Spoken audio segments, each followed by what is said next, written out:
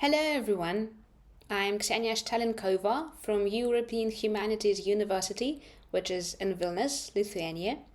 I'm happy to be a part of the Digital Economies Congress. Thank you so much for this invitation.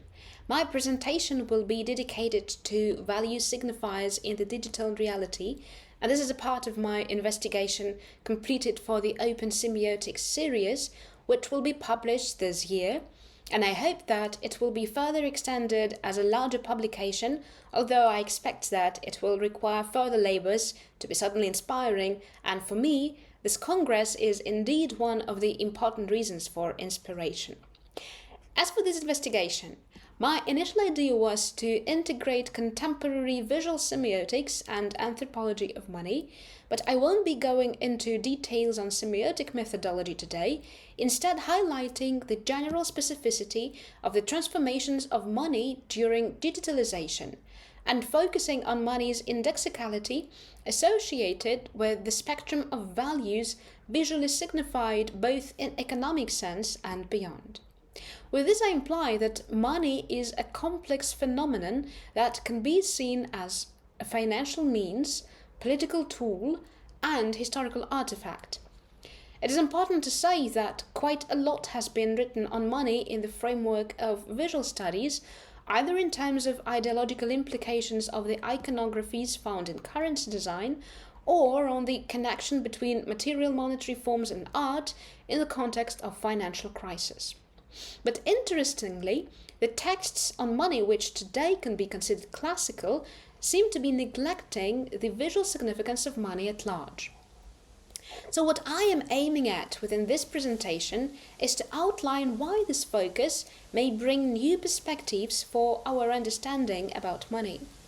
To begin with, money's indexicality in the Marxist framework, referring to values in the economic sense, money never refers to its own commodity origin in its universal form. While abstracting and obscuring specific commodities and labor that produces them, money cannot denote itself, instead signifying values derived from other commodities. But where Karl Marx sees merely different national uniforms worn at home by gold and silver as coins, the potential representational capacity of material monetary forms remains overlooked.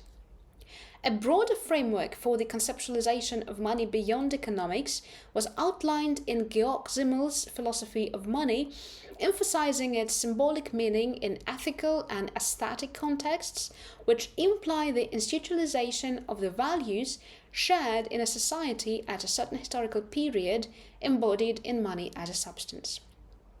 But neither Simmel nor later scholars elaborate on the visual significance of money at large, including Walter Benjamin, who only sees the naive display of capitalism and currency design, reducing its agency to that of a financial means only.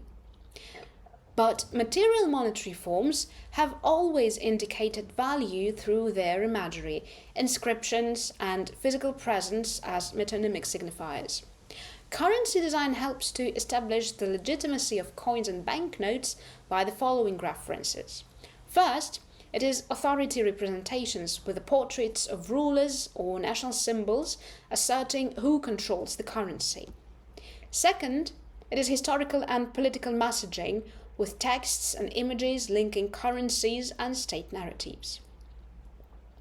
And third, it is denomination and security features with specific elements reinforcing the financial value of currencies.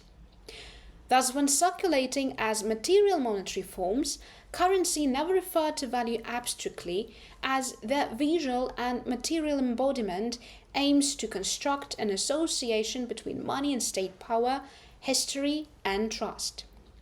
Money does not simply denote a variety of concepts related to both economics and politics as different spheres of human life, but rather it forms a metonymic web of signification that refers to the institutes that endow money with the power of a financial means and political tool.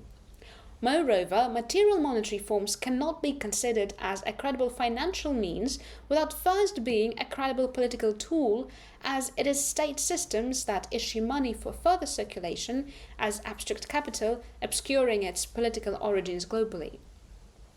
As digitalization reduces the use of material monetary forms, except in cases such as long-term power outages or systematic restrictions in regions affected by political turmoil, contemporary coins and banknotes seem destined to become museum pieces, much like the currencies of the past, which are now subjects of numismatics and notaphily. The metonymic specifics of money's indexicality, referring to specific historical periods, require further scholarly expertise for validating the value of a coin or a banknote as a historical artifact based on their authenticity, condition, rarity, and aesthetics. But this might lead to a peculiar consequence because the value of the artifact may be based not on its intrinsic characteristics, but rather on expert evaluation. In contrast to material monetary forms, digital money lacks a visible form, detaching itself from the systems of external signifiers. Digital money exists only as itself, functioning now as a self-referential signifier with a meaning derived merely from the use in a closed system of exchange. Surprisingly, this makes money even more a political tool, although digitalization of money is often disguised as a neutral reflection of economic value. While cryptocurrencies, including Bitcoin, are not merely disconnected from commodities and labor, but also from the traditional mechanisms of state-backed monetary policy, the decentralization of power that it promotes is also a political manifestation against states, although its anonymity is a potentially dangerous policy leading to an untraceable total control over users globally. On the other hand, central bank digital currencies, as a digital counterpart of fiat money that is issued directly by central banks, become a contrary ultimization of money abstraction, intensifying state control over the economy, with governments intervening in people's lives through their financial activity. This was anticipated in the concepts developed by the scholars of the later 20th century as Jean Baudrillard and Gilles Deleuze, but the political delusion associated with digital money seems to be overlooked by both. It remains of interest to trace whether there is indeed no room for the visual significance of money specific for digital reality. Although it is impossible to note any form associated with digital money, three cases can further contribute to conceptualizing the visual shifts occurring with money once it loses materiality. First, it is cryptocurrency logos, which might seem the last remaining signifiers attributed to digital money, with many of them using images that have connotations with material monetary forms, while some also tend to visualize blockchain as if its abstract nature was not enough to claim it valuable beyond social convention. Second, it is NFTs as unique digital identifiers of art objects recorded on a blockchain certifying ownership and authenticity, which proclaims the set of values parasitizing on the field of art, while NFTs can also serve as a platform for political performativity, potentially subject for exploitation by states. And third, it is further development of the Web3 with its aesthetic potential to create metaverses, providing the mechanisms for managing personal data among the users, on the other hand existing as fully autonomous systems detached from the material world. These outlines can be summarized with the following points. First, the visual significance of material monetary forms like coins and banknotes is based on metonymy, visually referring to institutionalized values determined and shared within state systems issuing currencies.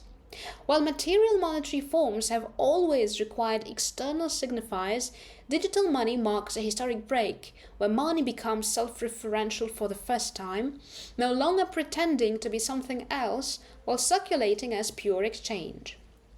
Second, the visual traces specific to the realm of digital money, like cryptocurrency logos, NFTs, or Web3, imitate metonymy to self-assign value, referring not to the institutes, but rather expressing a negation of those as they speculate on the idea of trust, which is much like the expertise of coins and banknotes as historical artifacts mentioned earlier.